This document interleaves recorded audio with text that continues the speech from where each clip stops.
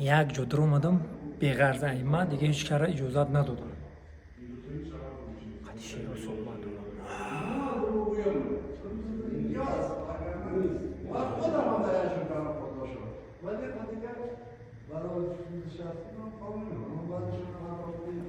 تحته پاچم همه چی خوبه. نجه خونشونا گومیش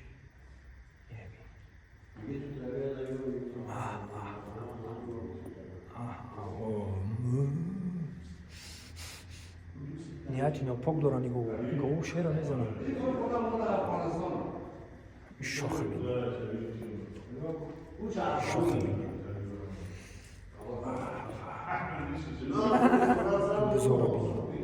این بزار بینی شاخه بی تنخد میگه این موداش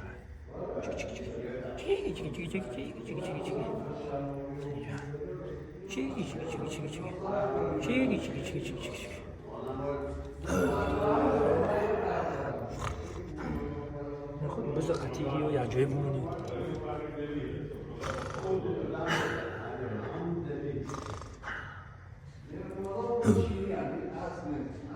چشماش میخرته. روبه گوشم از نزدم.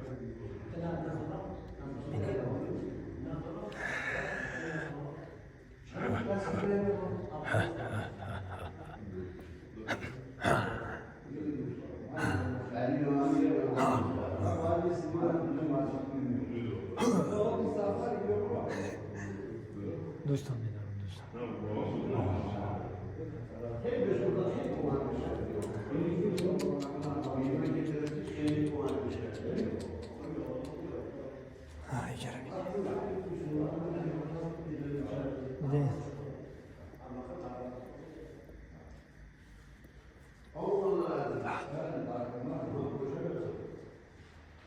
دیگه در کجاییم